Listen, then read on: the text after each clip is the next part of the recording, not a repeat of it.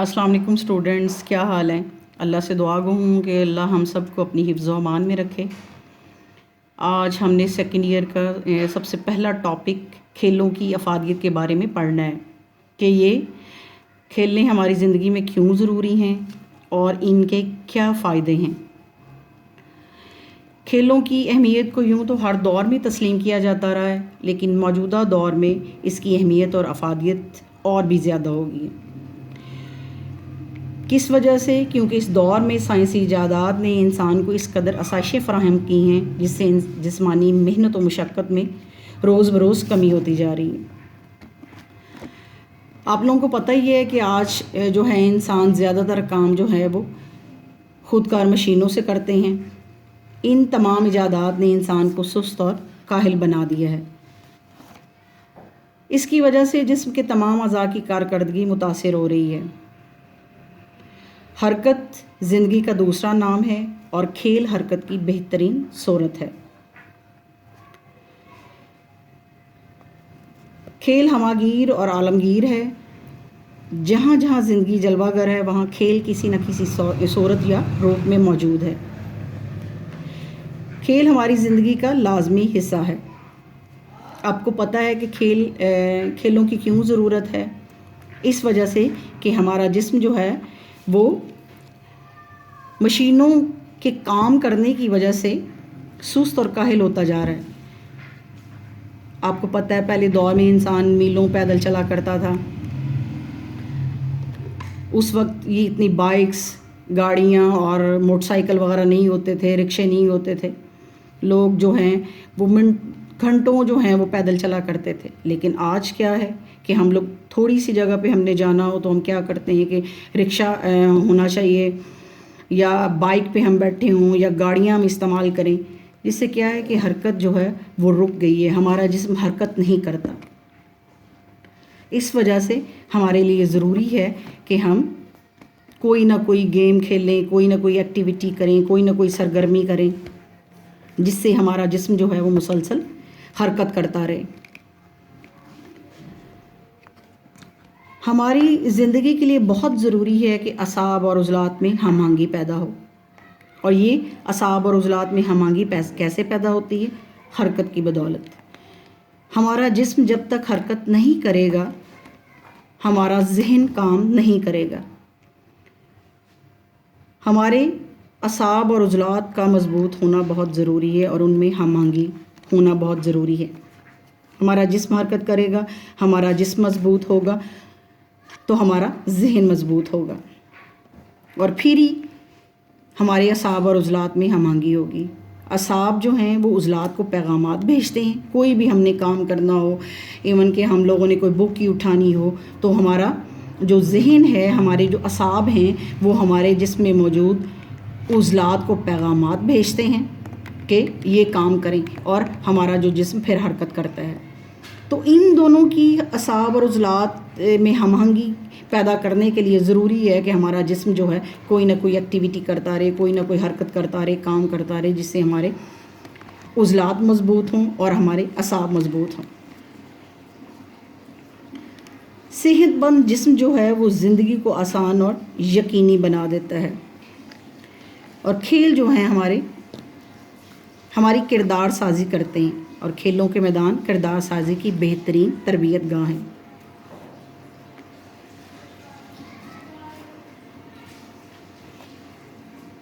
اسکولوں اور کالجوں میں کھیل کے میدان نوجوان طلبہ اور طالبات کی تربیت کے لیے لازمی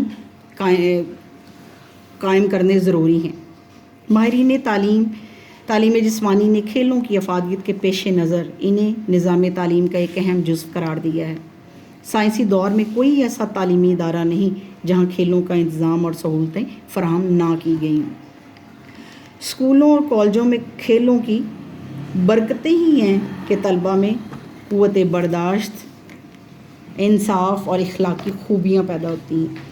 کھیل جو ہیں وہ نہ صرف ہماری جسمانی کردار سازی کرتے ہیں بلکہ پورے جسم کی جو ہے وہ آن دی ہول تربیت کرتی ہیں، جس میں کیا ہے ہم میں نظم و ضبط پیدا کرتے ہیں، اخلاق پیدا کرتے ہیں، قوت برداشت پیدا کرتے ہیں، اور ہمیں زندگی کی مشکلات اور سختیوں کو خندہ پیشانی سے برداشت کرنے کی ہم میں صلاحیت پیدا کرتے ہیں۔ اس سلسلے میں کالجوں اور یونیورسٹیوں میں منظم کھیلوں کے مقابلے منعقد کیے جاتے ہیں۔ اس کے علاوہ تفریحی ٹورس بھی کیے جاتے ہیں۔ کھیلوں کی افادیت کے بارے میں روسوں نے کچھ یوں کہا ہے کہ طلبہ کھیل کے میدان میں جو کچھ ایک دوسرے سے سیکھتے ہیں وہ ان کے لیے جماعت کے اسباق سے 1000 درجے بہتر ہوتا ہے۔ یعنی آپ نے کسی کو کچھ سکھانا ہو تو اس کو یہ نہیں کہ آپ جو ہے وہ پڑھا کے سکھا دیں، پڑھانے سے وہ آپ کے کردار سازی نہیں ہوتی، بلکہ جو کچھ آپ کرتے ہیں، یعنی کوئی ایکٹیویٹی جو آپ کا ٹاپک ہے اس سے آپ ریلیٹڈ کوئی ایکٹیویٹی کرتے ہیں تو وہ آپ کو ہمیشہ یاد رہتی ہے، وہ آپ کے کردار کے اندر سما جاتی ہے۔ تو یہ اس لیے جو ہیں کھیل ہمارے لیے بہت ضروری ہیں۔ کوئی نہ کوئی ہمیں ایکٹیویٹی کرنی چاہیے، کوئی نہ کوئی سرگرمی کرنی چاہیے، چاہے وہ گیم ہو، چاہے وہ کوئی تفریح ٹور ہو، چاہے ہم ٹیبلو کی صورت میں کریں، چاہے کسی کھیل کی صورت میں کریں، چاہے ہم کیمپنگ کی صورت میں کریں، یعنی کچھ نہ کچھ جو ہے، کوئی نہ کوئی ایکٹیویٹی، کوئی نہ کوئی گیم، کوئی نہ کوئی جو ہے وہ ہم لوگ کچھ نہ کچھ کرتے رہیں تاکہ ہمارا جو جسم ہے وہ حرکت کرتا رہے اور یہ جو ہے ہماری پوری کردار سازی کریں۔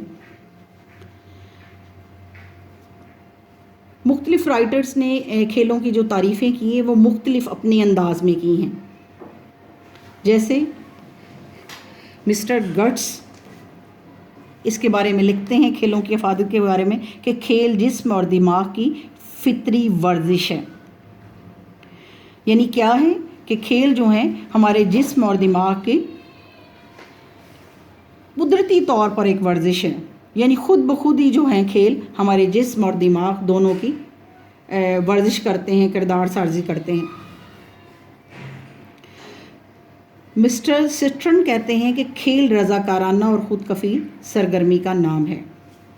یعنی کیا ہے کہ کھیل جو ہیں وہ جس طرح ہم کوئی کام اپنی خوشی سے کرتے ہیں، رضاکارانہ طور پہ کرتے ہیں، اور خود کفیل سرگرمی یعنی جو ہم خود جس میں ہم پورے ذہن سے انوالو ہوتے ہیں، جس میں ہمیں کوئی کسی قسم کا لالچ نہیں ہوتا، خوشی سے جو ہم کرتے ہیں، یعنی کوئی زبردستی ہمیں نہیں کرواتا، ایسی سرگرمی جو ہم خود خوشی سے رضامندی سے کریں، وہ کیا ہیں؟ وہ کھیل اور ہماری اس سے کردار سازی ہوتی ہے۔ اسی طرح ایسی سرگرمیاں جو مسرت تعاون، فٹنس کے حصول اور ذہنی اور جسمانی ترقی کے لیے سر انجام دی جائیں، کھیل کہلاتی ہیں۔ یعنی کھیل کیا ہیں؟ ایسی سرگرمیاں ہیں جو ہم سب کو مسرت، خوشی عطا کرتی ہیں، ہم ایک دوسرے سے اس سے تعاون کرتے ہیں، یعنی کوئی بھی گیم ہے، کوئی بھی ایکٹیویٹی ہے، کچھ بھی ہم کرتے ہیں تو ہم کیا کرتے ہیں؟ ایک دوسرے سے تعاون کرتے ہیں۔ فٹنس کی حصول یعنی اس سے ہمارے جسم میں جو ہے فٹنس حاصل ہوتی ہے، ہمارے جسم کو فٹنس حاصل ہوتی ہے، ہم فٹ رہتے ہیں۔ اور ذہنی و جسمانی ترقی کے لیے یعنی جس سے ایسی سرگرمیاں جس سے ہمارا جسم بھی ترقی کرے، ہمارا ذہن بھی ترقی کرے، ایسے ہم کھیل کھیلیں جس سے ہمارے پورے جسم اور ذہن کی قوتیں جو ہیں وہ ڈیولپ ہوں اور ہم میں قوت و طاقت پیدا ہو اور ہمارے اعصاب اور عضلات میں ہم آہنگی پیدا ہو۔